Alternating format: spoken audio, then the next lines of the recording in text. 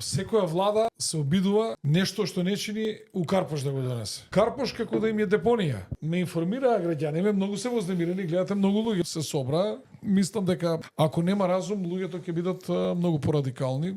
Им донирал некои контейнери и може да замислите, зависниците ќе ги лечат во контейнери. Прво тоа е недостоинствено според мене. Нехумано. Сите ние и граѓаните на општина Карпуш немаме против да зависниците од дрога и други опојни субстанции си се лечат на територија на општина Карпуш. Што се наши пациенти треба се лечат на наша територија. Односно сите зависници од секоја општина да се лечат во својата општина. Во Злокуќани, во ромскиот дел од Злокуќани, ние имаме една група што е доселена од Косово, кои што се многу агресивни. Нема куќа која не е оплячкана од Злокуќани.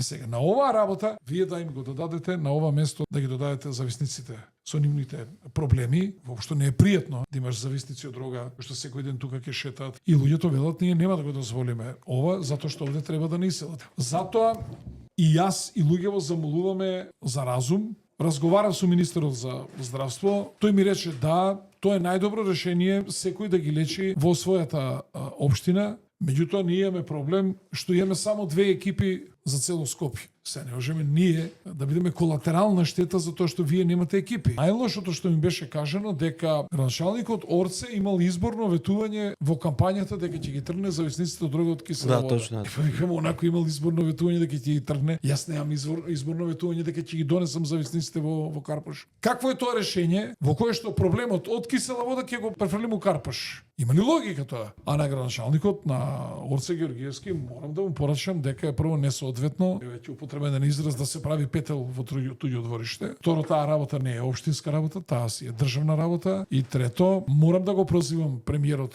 Христијан Мицковски, тој е жител на Карпош. Вака мисли да им се одолжи на Карпошани кој што досега зулум им правеше со овој плюс зулум. На ваков начин дава подршка на општината во која што тој живее и од која што општина тој не ќе да се одсели. Луѓето рекоа дека ќе протестираат. Ова е прво опомена до здравствените власти. Следната работа што ќе ја направат, ќе го блокираат патот кој оди од Момин поток преку Злокуќани Влае према Ѓорче Петров.